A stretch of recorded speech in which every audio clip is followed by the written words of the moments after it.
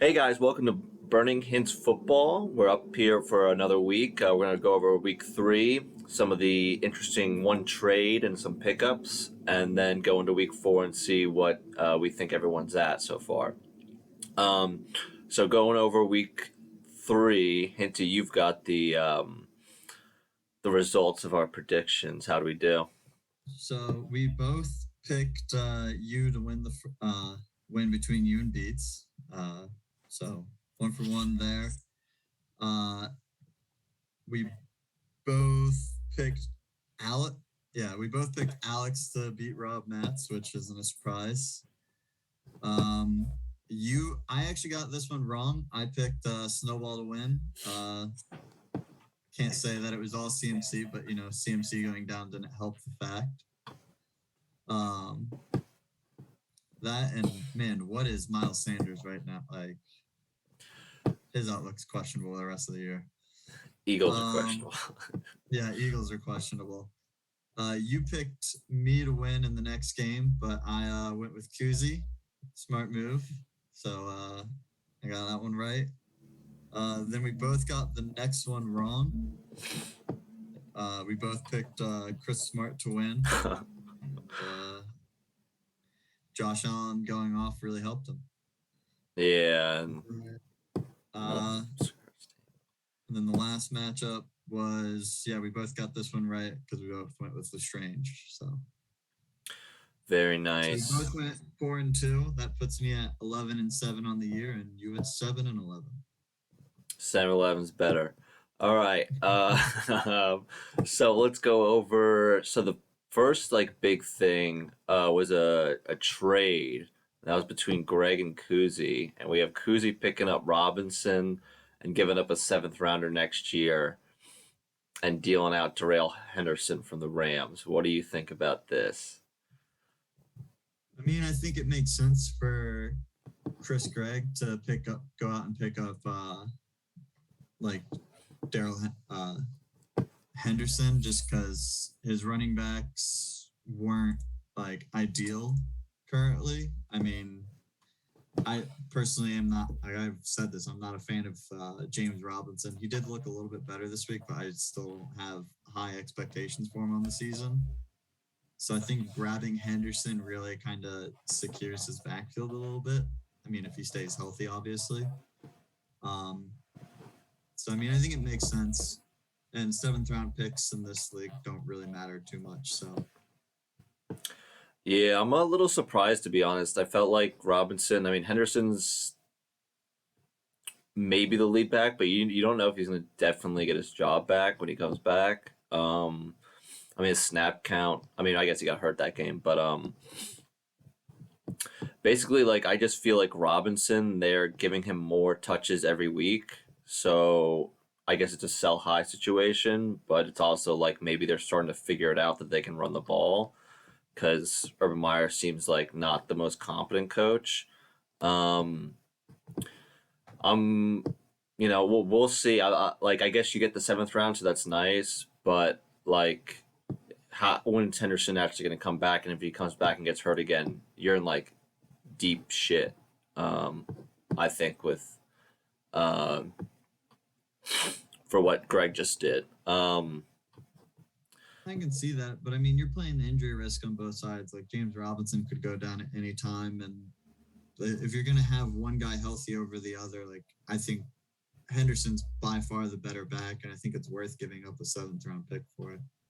Yeah, definitely the better team and more reliable guy than the Jaguars, who could just be trailing a lot, so they're not gonna run the ball much. But we'll see what happens. I'm still not that low. I know you're low on Robinson, but I was low on Henderson before, so makes sense why we're not really agreeing on this stuff. Um, so we had one really interesting waiver claim that I was pretty pissed about. So the Saints defense went to Greg. He got $7, and both me and you put up $6. So we both lost out on what could be a pretty good defense this week.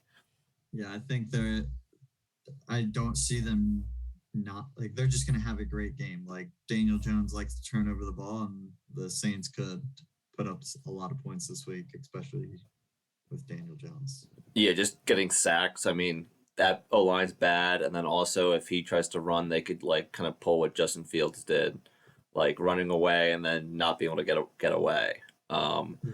and I mean, I'm just looking at their worst game, which they got destroyed against Carolina, and they still put up 6 points, which is Yeah. like not bad for a defense. And then 16 and Yeah. 20, you'll take those. But yeah, I think that could be a big game. But now I have to go and grab the Bengals defense, and we'll hope that they do something against Trevor Lawrence. But I actually think that's going to be like it's a pretty fun Thursday night football game. Two former first round picks Yeah. going against each other. Repeat of the national championship for Burrow. Yeah. Well, I think they'll be favored, but we'll see. Oh, and then Kuzi picked up Hunter Renfro, which I think is a good thing. I've been picking him up in a couple leagues. Yeah, I think that's a great pickup. I think he's going to be extremely reliable for like the rest of the year.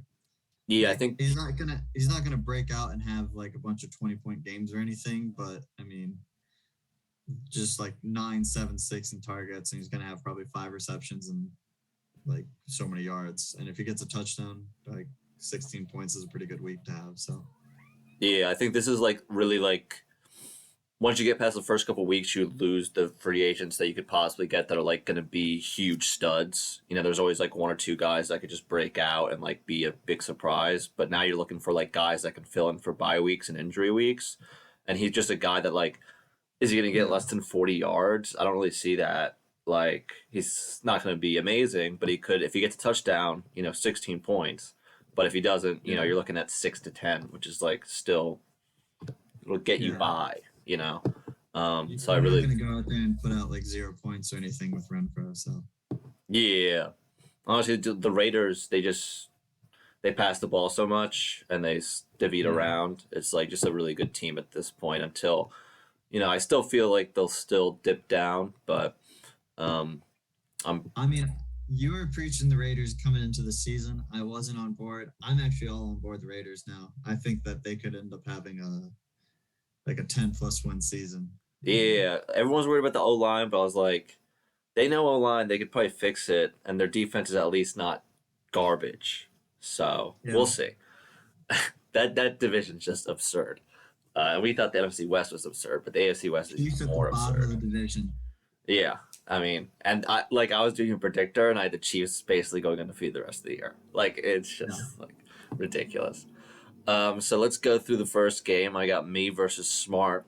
It's pretty close. Smart still has not gotten a win this year, which is actually kind of surprising. His team is like kind of loaded in a lot of ways. It kind of shocks me. Yeah. And I'm surprised he hasn't played Stafford once. Not that like Russell Wilson is like bad either, but like might be a time for him to like maybe think about making a trade for one of those guys. I mean, Stafford's the number 4 quarterback on the year. Like he's been doing great, and like again, not like Russell Wilson's not doing great, but like I think it'd be worthwhile to trade one of those guys. I mean, maybe you wait until I'm not sure when their bye weeks are. Looks like week 9 for one. Week 11 for Stafford. Yeah. So yeah, you got to make a trade before the bye weeks. But I mean, you can stream a quarterback for 1 week, but both those guys are going to be good. I'm pretty sure the rest of the year. Like I'm fine on the Stafford at this point. They're going to be top 10, so it's like, why really hold on to him that much? But it's not like he has a lot of needs. Some of his stuff is like, I'm not sure how much Chris is still following this, but like, there's some guys I see on his roster that like could probably move on from Rashad Penny, I think. Yeah, I would agree with that. I think you can move on from Penny. I don't know. That's probably the only guy that you can probably move on from, because Robbie Anderson just gained a bunch of value with CMC going down, and they traded Aaron Darnold. Dan Arnold. Arnold. The Darnold connection is dead. Yeah. So at that point, I think Robbie Anderson's targets are going to go up. Yeah. So I mean, you have a bunch. Like I wouldn't really say too much outside of Penny, but Penny can definitely go. And then Yeah, I'm just kind of shocked. Your team, I think is actually really coming in, especially with Cook being out. Madison looks great. I think Carter could end up taking over a starting role. It's literally just Sutton, and Patrick and Denver now. Like you've lost Yeah, Judy, and you lost KJ, so that's looking good for you. sad to Justin see though. Fields, I think will turn it around from week one, and I think he'll probably end up taking over the starting job as much as Nagy wants to be like, ooh, who's gonna be the starter? Yeah, Like, I think Justin Fields is gonna turn it around this week against Detroit, and after that, I don't think you're gonna be able to not play him. But I mean, you picked up Carr, and I think Carr is gonna be like, he's MVP if right now. yeah, I think he's an MVP. Like he could have another one of his MVP seasons. Like people forget that he was like in the running in I think 2015. Like he was the main person for MVP in 2015 until he went down to that injury in like week 12. Yeah, it was. I think it was like he had two. He played like 14 games, and like one of the first snaps on week 15, he like broke his leg, and he was like 32 and like 12 or something like that, like something crazy. Yeah, And then we got a horrible playoff game. But I mean, the one thing about Fields is like you look at he's got really like three pretty easy weeks: Detroit, Las Vegas, and Green Bay. Like he can get his stuff ready, and then he's got three kind of brutal weeks. Well, we'll see what Pittsburgh's at when he gets there. But like, I mean, this should be the time. I mean, you can't go yeah. backwards anymore. I feel like with this little soft cupcake schedule coming up, try to get a win under him and get like used to it. I mean, just like at the very least, like you can like utilize his legs, like roll him out, like that is what he's good at, and like just game plan for him to be your starter rather than trying to do this keeping him in the pocket stuff. Like, yeah, that's fantastic. I want him to be a pocket passer and develop those skills, but like that takes time. But his gift is being able to run. Yeah, I'm surprised we don't see like Trubisky was like in his week one and doing all these sort of like Yeah, they were playing like a spread almost. But I mean well I predicted that he would play week four. Unfortunately, Dalton got hurt, so they had to go him early. But no one really wanted him to play against Cleveland, so it showed why. yeah. But so let's get back to the matchup here. The one like I'm gonna I'm gonna go with you. I mean, I think Kamara is gonna go off against the Giants, and Hopkins is on his team. Like you have Hopkins who's a little bit dinged up. Diggs has completely underperformed this year, and Damian Harris is going to have like 2 yards rushing against Tampa Bay's defense. So, and he's not the yeah, pass catcher. and like the one he still has like all these Falcons players, which is always like it's not bad to have like a bad player on a bad team, but when you have this many, it can be like a little scary because if they suck Yeah, and get blown out, you're screwed. But like the one thing that's like big for my game, I feel like is this Vegas Chargers game, and whether yeah, it's like a high scoring game like the Chiefs or if it's like the Chargers versus the Cowboys and for some reason they both can't score. Um, yeah, but I think I'll luck out here. Well, not luck out, but get the better of the matchups. And a lot of like, I think Mixon will set the tone Thursday night. But I'm also leaning towards myself. Keep this run going. So do you have anything else you want to pull up from anyone else on either team? The only thing I have to say is Mike Williams might be the number one wide receiver for the Chargers now. Like his targets have been insane, and he is also the end zone guy. Which I mean, Just if throw it he up. yeah, if he continue, as long as he doesn't get hurt, which has always been his problem, like Mike Williams might have this. I think Mike Williams is there. I think he's going to continue doing what he's doing. I don't think it's just kind of like a flash in the pan. I think like this is a season long trend for him. Yeah, so in the money league I drafted him and like traded him to Ben Wilt like out of Yeah, like pity because Ben Wilt accidentally drafted two Jacksonville receivers and then I played Ben Wilt this week and if I never made that trade I would have won and instead I got smoked. So that was yeah, fun. So never be nice. because then you'll lose your fantasy football game. So we have Herrera Cat Dog versus Beats, and Beats after a strong start is starting to reel back. Not sure how, he's still got some crazy good, yeah, but it looks like he's supposed to lose from projections. But I like just looking at it, I still think that it's possible for him to pull it out. But David Johnson, Yeah. I mean, I look at the running back for Herrera and the fact that he has Henry this week. I think that's enough to basically guarantee a win. You got Derrick Henry going against the Jets, and right now, maybe no AJ Brown, maybe no Julio. Like that means Derrick Henry is gonna get like 100% of the touchdowns, all the work. Yeah, yeah, and I mean, did not see that Herrera got Chuba, so that's a pretty big thing. I'm not like a huge fan of Chuba, um, even though he's on my team, but it's solid to I, have. But I'm not sure I if you go. yeah. I was gonna say I think Chuba for like the next 3 weeks, he's not gonna do anything crazy, but he'll put up like 10, 13 points ish area. Yeah, And my I think he'll be okay. my concern with him is like he hasn't played that great. He looked a little bit better at the end of the Houston game, but also Royce Freeman's our backup, and Royce Freeman's like known for touchdown thievery. So Yeah.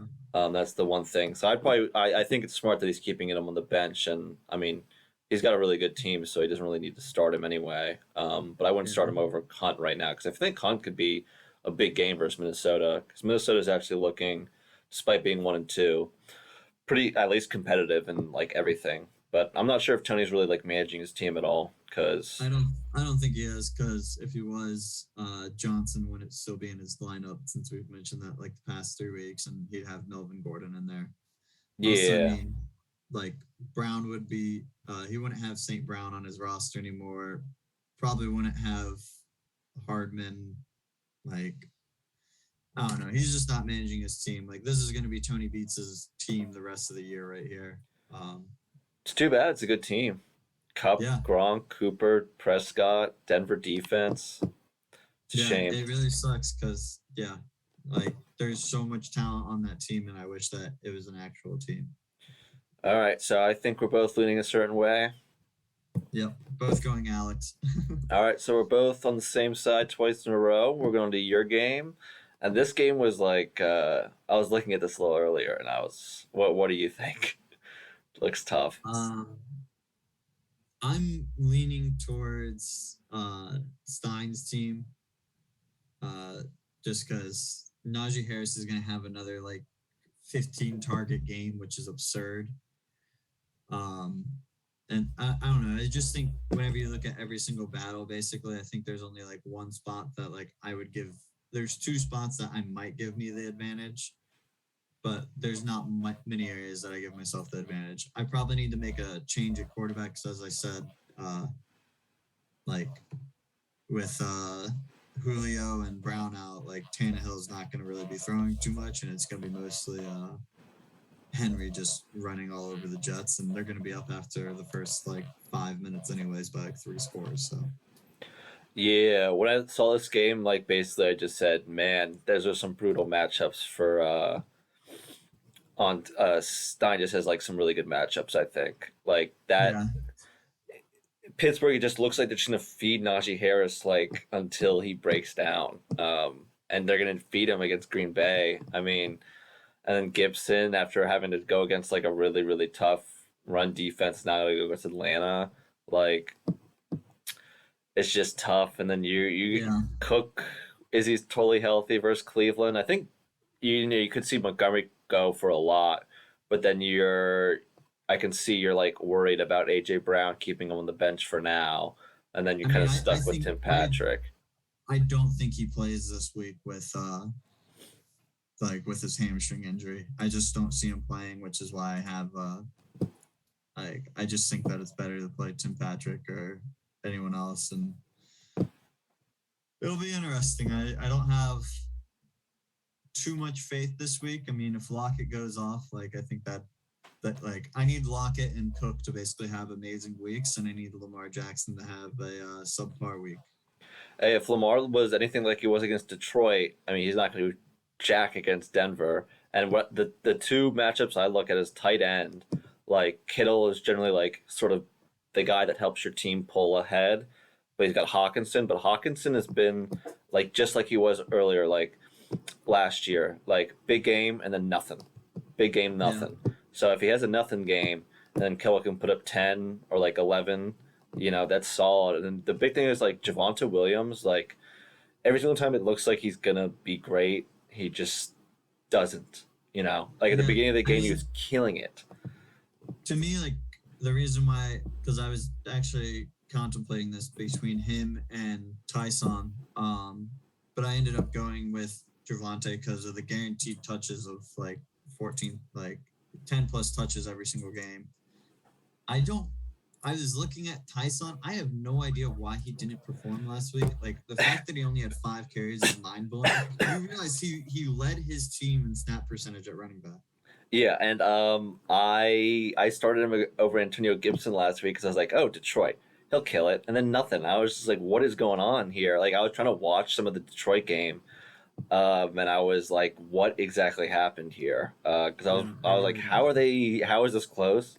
Made no sense. I mean, they in like Detroit benched Jamie Collins, which was one of their best defensive players, and still like something's up with Detroit. Like something's up with Detroit and Kansas City. They're not the machine that they once were. And I think that Javonte Williams is the right move. And then the thing is like that matchup against Jamar Chase, like is Chase really gonna keep this going? Like how long is this gonna like this is ridiculous. Like the numbers I he's putting don't. up. I don't see it slowing down this week. I mean, you got Yeah. Jacksonville who has a horrible defense. And just traded their corner. It'll be week 5 for him that he has to line up against Jamie Alexander. Oh yeah. That'll be the end of his run. Yeah. Well, we'll see. Maybe we have like a rookie touchdown record after Jefferson broke the yardage. But so I think we're both leaning towards Stein here. Yeah, so we're just continuing to pick the same people right now. Yeah, I got to come up with some hopefully we can- disagreements. Hopefully, we can disagree on one of these.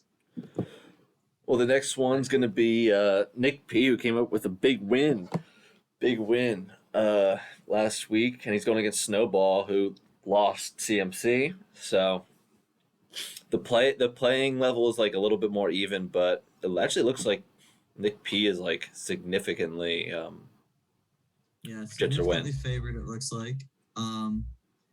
I completely disagree with that though. I mean, there's a lot of areas where like it's pretty close, but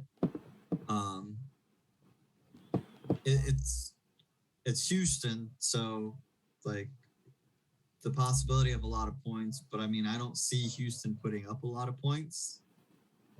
So like at what point do you like I know it is Buffalo and they like don't believe in running the ball, but like if you're up 35-0 at half, like you're not going to continue to run the ball, especially whenever I think Buffalo's defense, which Steven actually has, I think they actually put up points. And I think if Steven makes the change from Fournette to Josh Jacobs on his bench, I think that's a big one because I've actually bought into Jacobs. He has when the Raiders are winning, he has amazing. Like they just hand him the ball and he's gonna get those touchdowns at the goal line. So I look at Jacobs I see Jacobs playing this week and I see him getting a good portion of the work, especially around the end zone. And I see James Conner, Miles Sanders basically the same. I think you put Jacobs in there, that gives him like a lead at that running back position. I don't know. I see this being a lot closer than it saying Nick P winning. And I think I'm going to go with Steven on this one just to kind of, go against what I'm assuming you're going to go with Nick P. I was a lot closer, but I'm going to lean towards Nick P. But the Josh Allen point makes like so much sense. I mean, you look at versus Miami, they smoked them and only got 16 points. Whereas I think Thursday night, I think Burrow could go for a lot. And Nick P, I mean, Does Michelle get the touches that he? I mean, he got a lot of touches last week and only got 9 points, 20 carries. So Yeah. I know it's like a really good Tampa Bay run defense, but Connor got like crazy points last week because of 2 touchdowns. The thing that worries me is Kelsey versus Philly. Like Philly's just Yeah. dreadful in the line, and I mean I think I know at least one Cowboys tight end got a touchdown. I think it might have been two. I know Schultz got a touchdown. Yeah. Schultz had, Um, I think, 2 touchdowns. yeah, and then Adams being projected for 20 points is pretty absurd against Pittsburgh. Like Pittsburgh's Yeah. still a good defense. It's not like Green Bay all of a sudden is now the team they were last year. I still think there's like issues, and their O line's a lot worse. So I don't really get that. And then Ruggs, like he's projected for 20, and Ruggs projected for less than 10, even though he's been 20 and 10 the last 2 weeks, and it's going to be a big game versus the truck. The projections just seem a little bit Yeah. odd. The one I do agree with CD Lamb. I think CD Lamb could have a huge game. There's no JC Horn in Carolina. They're going to put in Bouye for the first time. They're potentially putting in the CJ Henderson guy for the first time on their team. Like, it's going to be a new look Carolina, and they could go into Dallas and kind of like get their. Not, I don't think Dallas is going to, put up 40 like they did last week, but they're going to put up some points. Yeah. And it really be like the Philly game with if they can keep it close and get Sanders touches, because I mean it's crazy he put up 7 points last week, even though he only got 2 carries. But Yeah. I don't think it's. I'm surprised it's like so significant. Some of these percentages sometimes are a little bit. They make you freak out, you know. Yeah. But I'm still gonna. There's just too many, and I think Robert Woods eventually, it's gotta like people have got to double Cooper Cup, you know. You Um, would think, but yeah. I'm not sure. Like, If the Bucks I'm not didn't, sure what's going on. yeah, Uh, he's missing breakfast. I think that's the biggest thing. Is okay, Cooper Cup and him are getting and Stafford are getting breakfast. Robert Woods needs to show up. yeah. Maybe Well, then he'll get targeted. it feels like Robert Woods is like. Hopefully, he becomes the Marvin Jones in Detroit, but it's like Golden Tate is Cooper Cup in Detroit for Stafford, and it's just the way he wants Yeah. to play. And I really thought it was going to be Woods that was going to take over the Tate role, but I always knew in the back of my eyes me Cup, and we talked about this like a week or two ago, but I didn't think it was gonna be this because Cooper Cup's like an All Pro now, which yeah. I mean I always thought he was good, but I don't know about that. All right, the next game we have Greg versus Rob Matz, and Rob Matz is just Just chilling. not playing, just chilling. Yeah, he's got Jawan Johnson at flex. We should probably call him out. Hopefully this weekend he puts in Odell to make this a little bit more of a game. So let's imagine he's not playing Jawan Johnson. He's playing Odell Beckham. Yeah, let's imagine him playing his best lineup here, which is Yeah, very different. and like hopefully we can get him to drop Rojo, but we'll see. I mean, I don't think it's the drop Rojo, but he definitely shouldn't be starting as of right now. Yeah, at least over Hines. Hines had a big game last week. So with Yeah. all that in mind, who do you think is going to win? But really, what big matchups, what players kind of like come out to you? So I'm imagining that he puts in Hines for Jones, and he puts in Odell more than likely in for Jawan Johnson. Honestly, the Saints defense, that just is not fair. But I mean, Emmanuel Sanders has been going. I look at. I think Adam Thielen is actually someone to look at on Chris Gregg's team. I think he probably should try and move on from Thielen. I know he's doing great so far, but he's not going to keep up this touchdown pace. So I think trying to move Thielen would be a good move for him. But when do the touchdown stops? I really don't know. And if Julio's out, I think that really kills Rob Matz. Tom Brady's been on fire. I don't know. There's nothing that really stands out that says that Greg shouldn't win this, even if Matz was playing like the best lineup that he could. Greg's team is just looking pretty solid. Yeah, I would be very skittish to move on from Thielen right now, just until his team gets healthy, because I want to see Higgins come back first and put like a game under his belt, and then Curtis Samuel too, especially with the Washington QB Yeah, I mean, question marks. I'm not saying like he could probably flip Thielen for either. I mean, I guess he needs the wide receiver. I guess right now his wide receivers are kind of dinged up, but I don't know. I think Sanders is going to be a great play all year. I think that was a great ad. Um, See, I'm not as Honestly, high on Sanders. That's my issue. I feel like he's going to be okay. more like kind of like a kind of like Jarvis Landry almost. Like he'll be like Hunter Renfro, but like a little bit more upside on the average week. But like I just don't see him pulling down like a ton of touchdowns. There's a reason why he's been moving around. He's 34 years old. Um, Yeah, I'm not like crazy, and there's a lot of Diggs hasn't gotten it. Like Cole Beasley, I still think is sort of like a similar player from him. Um, I would be skittish to move out because I think Minnesota, man, I think that defense sucks, and I think they're going to be throwing the ball all the time, and it's like Kirk Cousins is on fire with Jefferson and Thielen, and then somehow this tight end, I don't know what happened. He finally decided to make a tight end out of his team, and he had like all these good yeah, tight ends for a long, and it's like some guy named Conklin or something. yeah. Um, Tyler Conklin. yeah, and I think I don't know. I look at him currently like yeah, he's getting like a decent amount of targets, but the yardage isn't really there. At least like in the past two games against teams that he should have put up really big yardage numbers against. yeah, Um, and he's had a touchdown every game, and I just don't see that continuing. And I don't know. It's uh, it's something I'd look to probably do if I was in his shoes. Like guys who have those hot beginnings tend to cool down in the second half. Think about the year that he was the number one wide receiver 8 games into the season. And then I don't even think he was a top 24 the rest of the year. Like it's hard for a wide receiver to keep getting targeted through the entire year. yeah. And the one thing I would say about like Matt's team or like anyone that like is looking for a receiver, like try to trade for someone on Matt's team because he's got no running backs. Throw him a running back, and I mean he's got Odell, Marvin Jones, and Marquise Brown. And Marquise Brown probably could have had like 25 points last week if he could catch a ball. Yeah. He looks good, 16, 20, and then six after like four like crazy drops. Like, Yeah.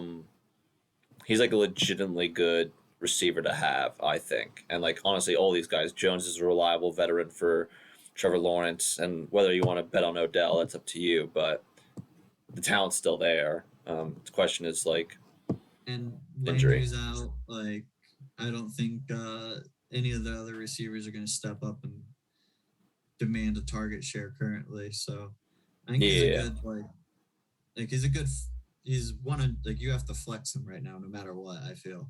yeah, Um, especially with this team. yeah. Do you have anything else you want to bring up with this group? I think that's it for this one. We're both going with Chris. So Yeah. So now we've got the battle of the unbeaten's. We have Kuzi and Lestrange, the biggest Burning Hints fans ever. All right. oh yeah, So what do you think about this matchup? Both have good teams. yeah. Um, it's tough to say what Pat Mahomes will do this week because of the fact that you're playing Philly. So how far out do you get a lead, and then you can just kind of coast and run the ball? Um, I honestly think the the two big things, like the big key mark for Lestrange's team, is does Debo go back up into the point total that he was doing? Because last week wasn't he didn't really perform quite as well, but I mean he still had 10 targets, but he didn't like have the same like outcome in terms of fantasy. Yeah. Um, so if he can get back up into like double digits with Debo, I think that'd be big. And then for uh, Kuzi, I think the big one is what does Saquon do after having a pretty good week against Atlanta? Now he has to go against New Orleans, and we're both very high on New Orleans having a great week this. So, what is the Yeah. upside there? Because I do think that Kuzi can win this game, but he needs everyone to perform, and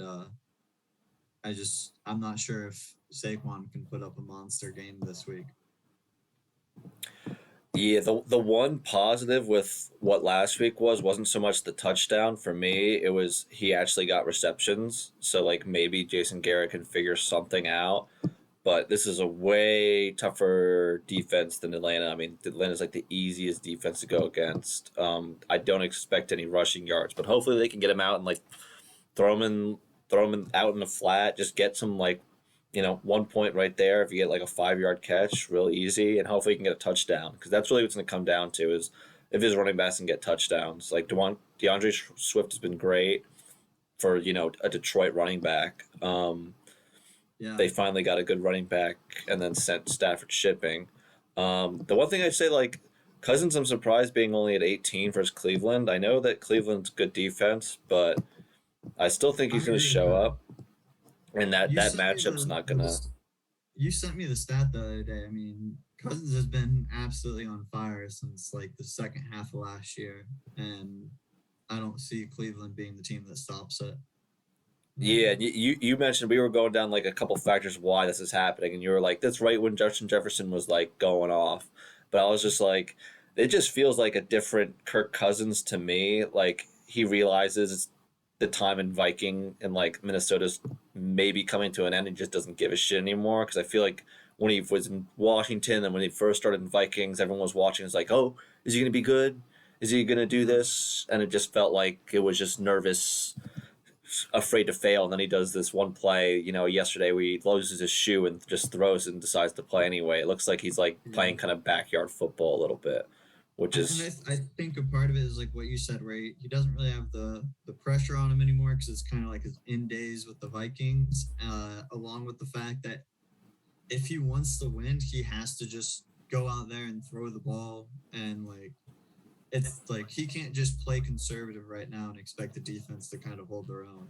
Yeah, because he actually has to go out and make plays. The defense is not what it was, and that offense is like the offensive line isn't great, but I mean Jefferson, Thielen, I don't know if Conklin's actually good, but then you got two good running backs, Cook and then Madison backing him up. So it's gonna be interesting. This is like a really fun kind of matchup because you get James Robinson versus Carlos Strange, who is in love with James Robinson and still regrets the day he didn't pick him up, versus Metcalf. How devastated would Lestrange be if he loses this week because James Robinson goes off for like 3 touchdowns this week and just absolutely devastates him? It could happen. I mean, if Jacksonville can get like an early lead, because Burrow's been throwing some picks, if they can get like a quick touchdown after a pick and they get up and they can run the ball, it could happen. The one kind of like scary thing is like the Conklin pickup, but I feel like if you're streaming tight ends, I guess it's not like a bad idea. I think Conklin, like, I mean, he actually played really well last week. He had 8 targets. And Madison also had targets, so you can't even be like, oh, well, Cook wasn't in, so, like, that's why they went to the tight end. Like, no, Madison had, I think, like 6 or 7 targets also in that game. So, yeah. I think Conklin's a good play. And, I mean, honestly, it's one of those things that tight end, if you don't have, like, I guess there's probably 5 tight ends that you can just, like, start every week. Yeah. You just got to kind of pick a guy and hope that they fall in the end zone. Yeah, I did the pickup of Dawson Knox, who's been like so disappointing, and it finally worked out. Just good timing, but I mean it could definitely work out. But just Logan Thomas just is the definite safer with Heineke there. Just always seems to at least get some points. Anything else stand out to you with these two? I think I'm not sold on playing Cleveland's defense whenever you're starting Cousins and Conklin. Yeah. I feel like you're kind of capping your upside a little bit there. and I think Tampa's a great play against New England this week. Yeah, I agree. The defense could be like a kind of you could see them Tampa Bay get like 14 or something, and Cleveland end up with 4, and that's a huge swing. But there's not a whole lot you can do. I mean, I'm pretty sure Kuzi went for the Saints defense, didn't put any money in, but he spent all his money on that running back he's stashing. Um, so I who do you also think keep I going? think it'd be interesting to see what if Kuzi does make any changes at his flex, because he could play James Robinson, but he also does have Renfro on his bench, and he has 2 San Francisco running backs. So Yeah, if you just against listen to the Seattle, news and decide who you want to play, you could get me lucky and strike personally, gold. I think they're gonna go with. I think if Mitchell is healthy, I think they go with Mitchell. I don't think they trust Trey Sermon currently, Yeah, based on the fact of how much they used check last week. yeah, and they gave Sermon like the one he had like made a nice play in the end zone, but it looks like he's gonna be like a power back situation, so you're not looking at like a ton of yards. It's clear that like Shannon just doesn't really like young guys that much, um, Yeah, I and mean he's he like, likes Mitchell. I think. huh? I think he likes Mitchell. Like he was using Mitchell quite a bit. Okay, Um, yeah. It just I feel like it's easy for him to throw people in the doghouse. Like he did that with Tyuk, and all of a sudden now Ayuk's fine, but yeah, I think it's very much if you're in his good graces, you will get the ball a lot. And if yeah. you're not getting anything. It's not based on how talented you are. It's all based on what have you done for me recently. Yeah, and I think it might be actually a good play that he's benching Claypool this week. I agree with that. Like I don't know what the health looks like. I know Johnson is at least questionable, but I'm not hopeful for that at all. And it just looks like if I'm Green Bay, just guard Claypool, and there goes their offense, and let Najee try to get whatever he can. Yeah. But everyone's so low on Pittsburgh, it might be like a good time to be like go against the grain. But I feel like Robinson's probably the better play, Yeah. um, and obviously he's not. I think Cooks and Allen are solid. So um, Cooks is I hate Cooks, but Cooks is going to end up being yeah, like a top 12 wide receiver this year because there's no one else on that team, and they just throw him the ball yeah, every single time. Like look at those targets right there, double hmm digit targets the last 2 games. Like and he has good catch percentages, and like I mean he's good.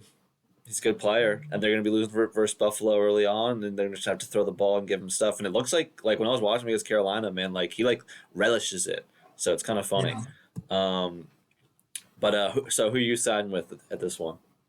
I think I'm leaning towards Lestrange mostly because of the question marks at tight end and quarterback and Barkley. I think those are the big ones. But I do see I do think that he can pull this one out, and I will be rooting for him, especially with James Robinson on Thursday Night Football if he ends up playing him there. Um, but other than that, I think I'm gonna pick Lestrange and root for Kuzi.